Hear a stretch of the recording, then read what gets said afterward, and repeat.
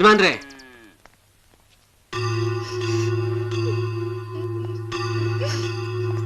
ಏನೋ ಏನಾಯ್ತು? ಇವಳು ನಾಗಣ್ಣನ ಹೆಂಡತಿ ಮಕ್ಕಳ ಸಮೇತ ಬಾವಿ ಬಿದ್ದು ಆತ್ಮಹತ್ಯೆ ಮಾಡ್ಕೊಳಕ್ ಹೋಗಿದ್ಲು. ನಮ್ಮವರೆಲ್ಲ ಸೇರಿ ಕಾಪಾಡಿದ್ರು. ಯಾಕಮ್ಮ ಸಾಯುವಂಥದ್ದೇನಾಗಿದೆ ನಿಂಗೆ? ಅಂಥದ್ದೇನು ತಪ್ಪು ಮಾಡಿದ್ಯಾ? ನಾನೇನ್ ತಪ್ಪು ಮಾಡಿಲ್ಲ ಸ್ವಾಮಿ. ನಮ್ಮ ಮನೆಯವರೇ ನನ್ಗೆ ಅನ್ಯಾಯ ಮಾಡ್ತಾ ಇದ್ದಾರೆ. ನನ್ನ ಮಕ್ಕಳನ್ನ ಸರಿಯಾಗಿ ನೋಡ್ಕೋತಾ ಇಲ್ಲ.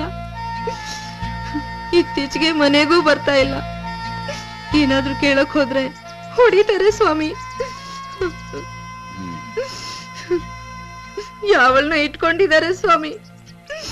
ಅವಳ ಬಲೆಗ್ ಬಿದ್ದು ಮನೆಗ್ ಬರೋದನ್ನೇ ಮರ್ತ್ ಬಿಟ್ಟಿದ್ದಾರೆ.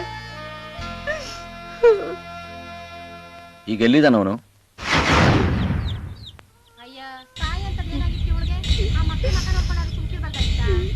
ಹೇಳೋ, ಮಾತಾಡೋ. ನನ್ನ ಹೆಂಡತಿ ಮಕ್ಕಳ ಮೇಲೆ ಪ್ರಮಾಣ ಮಾಡಿ ಹೇಳ್ತೀನಿ, ನಾನು ಯಾವ ತಪ್ಪು ಮಾಡಿಲ್ಲ. ತಿನ್ನಕ್ ನನಗೆ ತೌಡು ಗತಿ ಇಲ್ಲ. ಅಂದಿ ಸಾಕೋಕ್ ಹೋಯ್ತೀನಿ ಯಜಮಾನ್ರೆ. ಯಾವ ತಪ್ಪು ಮಾಡಿಲ್ಲ ಅಂತ ನಿನ್ ಮೇಲೆ ಆಣೆ ಇಡ್ತಾ ಇದ್ದಾನಲ್ಲಮ್ಮ. ಅವಳು ಸಿಕ್ಕಿದಾಳಲ್ಲ ಸ್ವಾಮಿ, ನಾನ್ ಯಾಕೆ ಬೇಕು? ಸತ್ರೆ ಸಾಯ್ಲಿ ಅಂತ ಆಣೆ ಮಾಡ್ತವ್ರೆ. ಜಾಸ್ತಿ ಸುಳ್ಳು ಹೇಳೋನೆ ಆಣೆ ಪ್ರಮಾಣ ಇಡೋದು ಅಲ್ವೇನಾ? ಇವಳು ಅನುಮಾನದ ಮೊಟ್ಟೆ ಯಜಮಾನ್ರೆ. ಹೊಟ್ಟೆ ಹಸ್ದಷ್ಟೇ ಊಟ ಮಾಡ್ತೀವಿ. ಅನ್ನ ಮಿಕ್ಕೋಯ್ತದೆ ಅಂತ ಮಾಡಿದ್ದೆಲ್ಲ ಉಣ್ಣಕ್ಕಾಯ್ತದೆ ಯಜಮಾನ್ರೆ. ಮದುವೆ ಆಗೋಸದ್ರಲ್ಲಿ 24 ಗಂಟೆ ಇವಳು ಸೀರೆ ಮಾಸ್ದಂಗೆ ಇವಳು ಹಿಂದಿಂದನೇ ಬಿದ್ದಿರ್ತಿದ್ದೆ. ಈಗೊಸಿ ವಯಸ್ಸಾಯ್ತಲ್ಲ ಅಲ್ವಾ, ಮತ್ತೆ ಆಸೆ ಕಡಿಮೆ ಆಯ್ತು, ಇಲ್ಲಿ ಜಾಸ್ತಿ ಆಯ್ತು ಅಲ್ಲಿ. ಆಗ್ತೀನಿ ನೋಡು. ನನ್ನ ನಂಬಿ ಸ್ವಾಮಿ. ಇವ್ರು ದಿನಾ ಬೆಳಗ್ಗೆ 8 ಗಂಟೆಗೆ ಅವಳ ಹತ್ರ ಹೋಗ್ತಾರೆ, ಮತ್ತೆ ಮನೆ ಕಡೆ ಬರೋದೇ ಇಲ್ಲ. ಹೋಗೋ ಟೈಮ್ ಎಲ್ಲ ಕರೆಕ್ಟ್ ಯಜಮಾನ್ರೆ. ಆದ್ರೆ ಮಲಗಕ್ಕಲ್ಲ, ಕೆಲ್ಸಕ್ಕೆ ಹೋಯ್ತೀನಿ. ಏನ್ ಕೆಲ್ಸ? ಗಾಡಿ ಕಟ್ತೀನಿ, ಬಸ್ ಸ್ಟ್ಯಾಂಡ್ ಹೋಯ್ತೀನಿ. ಬಸ್ ಸ್ಟ್ಯಾಂಡ್ ಹೋಗೋ ಟೈಮ್ ಆಯ್ತು, ಗಾಡಿ ಆಯ್ತು ಕಟ್ಟು. ಯಜಮಾನ್ರೆ.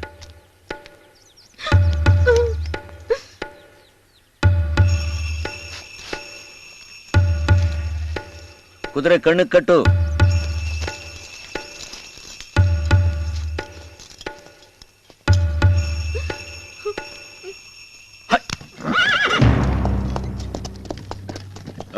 ಯಜಮಾನ್ರೆ. ಹಿಂದೆ ಬರೋ. ಆಯ್ತು ಯಜಮಾನ್ರೆ.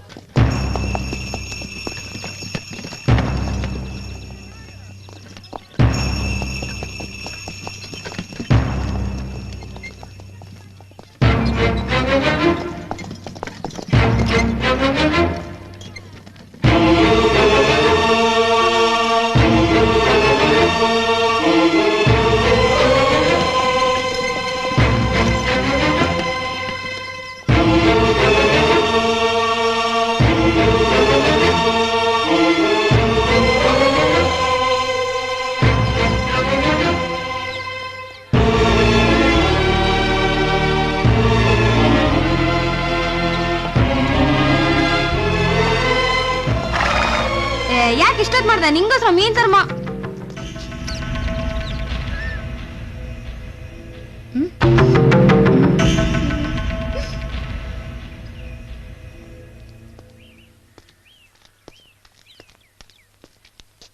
ಏನೋ ಇದೇನಾ ನಿನ್ ಬಸ್ ಸ್ಟ್ಯಾಂಡ್? ಇದೇನಾ ನಿನ್ ಪ್ಯಾಸೆಂಜರು?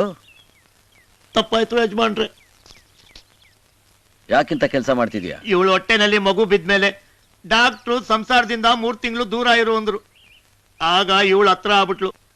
ಮಗು ಹೆಂಡತಿ ಮನೆಗೆ ವಾಪಸ್ ಬಂದ್ಮೇಲೆ ಇವಳನ್ನ ಬಿಟ್ಟಿದ್ದೆ. ಆದ್ರೆ 2ನೇ ಮಗು ಬಾಣ್ತನಿಕೆ ಅಂತ ಇವಳು ತವ್ರ ಮನೆಗೆ ಹೋದ್ಮೇಲೆ ಮತ್ತೆ ಇವಳು ಹತ್ರ ಆಗ್ಬಿಟ್ಲು ಯಜಮಾನ್ರೆ. ಸಂಸಾರ ಅಂತ ಇದ್ಮೇಲೆ ಹೆಂಡತಿ ಅನ್ನಿಸ್ಕೊಂಡಿರೋಳು ಯಾವಾಗಲೂ ಪಕ್ಕದಲ್ಲಿ ಇರ್ಬೇಕು, ಇಲ್ದಿದ್ರೆ ಈಗಾಗುತ್ತೆ ಅಂತ ನೀನ್ ಹೇಳ್ತಾ ಇದೀಯ. ಸರಿ, ನಾಳೆ ನಿನ್ ಗಾಡಿ ಎಲ್ಲಾದ್ರೂ ಗುದ್ದಿ ನೀನ್ ಸೊಂಟ ಮುರ್ಕೊಂಡು ಮಂಚ ಹತ್ತದೆ ಅಂತ ತಿಳ್ಕೊ. ಆಗ ನಿನ್ ಹೆಂಡತಿ ನೀನು ಮಾಡಿರೋ ಕೆಲ್ಸನೇ ಅವಳು ಮಾಡಿದ್ರೆ ನೀನೇನ್ ಮಾಡ್ತೀಯ? ಏನೋ ಮಾಡ್ತೀಯ? ಸಾಯಿಸ್ಬಿಡ್ತೀನಿ ಯಜಮಾನ್ರೆ. ಯಾಕೆ? ನಿನಗೊಂದ್ ನ್ಯಾಯ, ಅವಳಿಗೊಂದ್ ನ್ಯಾಯನಾ? ಕೂಸೆ, ಗಂಡಸ್ಗೆ ಹೊಸಲ್ ದಾಟ್ಬೇಕು ಅನ್ನೋ ಯೋಚನೆ ಹುಟ್ಟಿದಾಗ್ಲೇ ಅದು ಜಗತ್ತು ಗೊತ್ತಾಗೋಗ್ಬಿಡುತ್ತೆ. ಅದೇ ಹೆಣ್ಣು ಹಾಗೆ ಮಾಡ್ಬೇಕು ಅಂತ ನಿರ್ಧಾರ ಮಾಡಿದ್ರೆ ದಾಟೋ ಹೊಸಲ್ಗಲ್ಲ, ಹೆಜ್ಜೆ ಇಡೋ ಭೂಮಿಗೂ ಗೊತ್ತಾಗಲ್ಲ. ಅರ್ಥ ಆಯ್ತಾ? ಕಟ್ಕೊಂಡಿರೋ ಹೆಂಡತಿ ಕಣ್ಣಲ್ಲಿ ನೀರು ತರಿಸ್ಬೇಡ. ಅದು ಯಾವತ್ತೂ ಯಾರಿಗೂ ಒಳ್ಳೇದ್ ಮಾಡಿಲ್ಲ. ಆಕೆನ್ ಚೆನ್ನಾಗಿ ನೋಡ್ಕೋ. ಆಕೆ ಚೆನ್ನಾಗಿದ್ರೆ ನೀನು ಚೆನ್ನಾಗಿರ್ತೀಯ, ನಿನ್ ಸಂಸಾರನೂ ನೆಟ್ಗಿರುತ್ತೆ. ಇದೊಂದ್ಸಲ ಕ್ಷಮಿಸ್ಬಿಡಿ ಯಜಮಾನ್ರೆ. ಜಮೀನ್ ಎಷ್ಟಿದೆ? 4 ಎಕರೆ. 1 ಎಕರೆ ನಾಯಕಿ ಹೆಸರು ಬರ್ದ್ಕೊಡು. ಹ್ಮ್. ಇನ್ಯಾವತ್ತೂ ನಿನ್ನ ಹೆಂಡತಿಗೆ ಕಷ್ಟ ಕೊಡ್ಬೇಡ. ನೀನು ಒಂದು ಹೆಣ್ಣು, ಅಜ್ಞಾಪಕ ಇರಲಿ.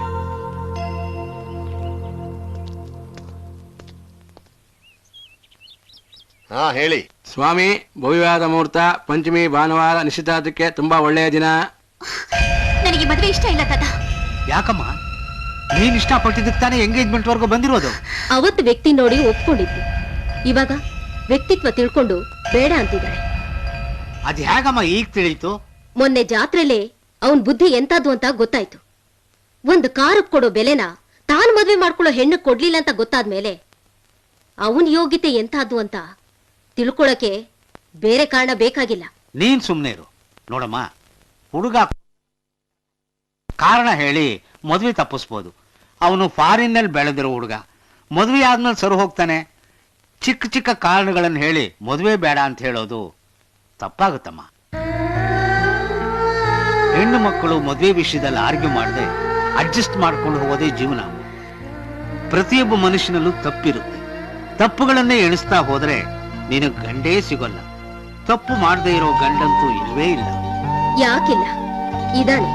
ತಪ್ಪು ಮಾಡದೇ ಇರೋನು, ತಪ್ಪು ತಿಳಿದೇ ಇರೋನು, ಗುಂಡಿಗೆ ಇರೋನು, ಗಂಡಸು ಅನ್ಸ್ಕೊಂಡಿರೋನು, ಎಲ್ಲಕ್ಕಿಂತ ವ್ಯಕ್ತಿತ್ವದಲ್ಲಿ ದೊಡ್ಡವನು ಇದ್ದಾನೆ.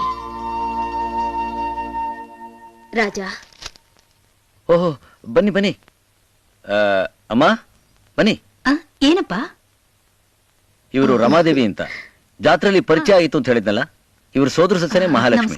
ನಮಸ್ಕಾರ. ನೀವು ಮಾತಾಡ್ತಾ ಇರಿ, ನಾ ಈಗ ಬರ್ತೀನಿ. ಹಾ ರಾಜ, ಬನ್ನಿ. ನಿನ್ನೆ ನೋಡಕ್ ಬಂದೆ.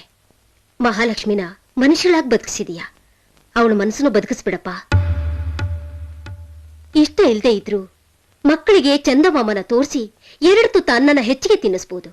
ಆದ್ರೆ ಹೆಣ್ಣಿಗೆ ಇಷ್ಟ ಇಲ್ದವನ್ ಜೊತೆ ಬಾಳ್ವೆ ಮಾಡು ಅಂತ ಬಲವಂತ ಮಾಡಬಾರ್ದಪ್ಪ. ಮಹಾಲಕ್ಷ್ಮಿಗೆ ಮದುವೆ ಫಿಕ್ಸ್ ಆಗಿದೆ. ನಾಳೆನೇ ಎಂಗೇಜ್ಮೆಂಟ್. ನೀನ್ ನಾಳೆ ತಪ್ಪದೆ ಬರ್ಬೇಕು. ಅಕ್ಷತೆ ಕಾಳು ಹಾಕೋದಕ್ ಬರ್ತೀಯೋ, ಆಶ್ರಯ ಕೊಡೋದಕ್ ಬರ್ತೀಯೋ, ನಿನ್ನಿಷ್ಟ. ನಾನೇನ್ ಬರ್ತೇನೆ.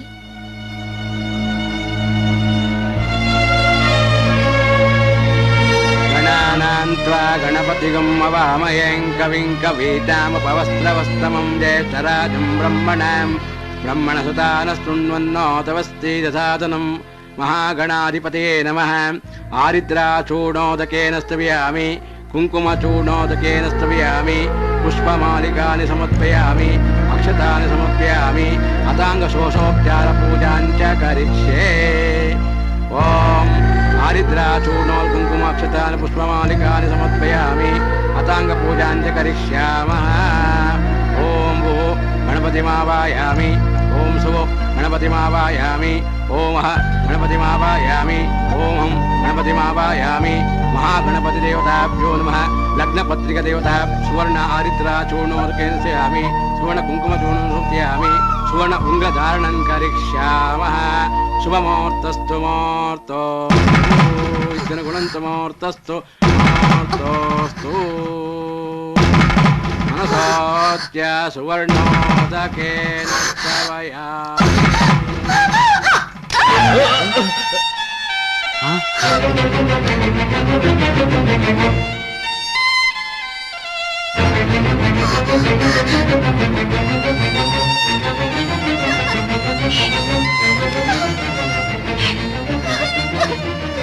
ಮಹಾಲಕ್ಷ್ಮಿ, ಇಷ್ಟ ಇಲ್ಲಪ್ಪ, ನನಗೆ ಮದುವೆ ಇಷ್ಟ ಇಲ್ಲ. ಈ ಪ್ರಕಾಶ್ ಇಷ್ಟ ಇಲ್ಲ. ಈಗ ಈ ಮದುವೆ ನಿಂತು ಹೋದ್ರೆ ನೀವು 1 ದಿನ ಮಾತ್ರ ನೋವು ಅನುಭವಿಸ್ತೀರಾ. ಈ ಸ್ಟುಪಿಡ್ ಫೆಲೋನ ಮದುವೆ ಆದ್ರೆ ನಾನ್ ಜೀವನ ಪೂರ್ತಿ ನೋವು ಅನುಭವಿಸ್ಬೇಕಾಗತ್ತಪ್ಪ. Stupid? How dare you call me stupid? Stupid fellow ಅಂತ ಗೊತ್ತಿದ್ದು ನನ್ ಜೊತೆ ಯಾಕೆ ಮದುವೆ ಒಪ್ಕೊಂಡಿದ್ದೆ? ನನ್ನ ಫಾರಿನ್ ಇಂದ ಕರ್ಸಿದ್ರಿ. ಎಂಗೇಜ್ಮೆಂಟ್ ವರ್ಗೂ ತಗೊಂಡ್ಬಂದು ಅವಮಾನ ಮಾಡ್ತೀರಾ? ನಿಮ್ಗೆ ಬರೀ ಕಲ್ಚರ್ ಇಲ್ಲ ಅನ್ಕೊಂಡಿದ್ದೆ. ನಿಮ್ ಮಗಳ ಕ್ಯಾರೆಕ್ಟರ್ ಕೂಡ ಸರಿ ಇಲ್ಲ.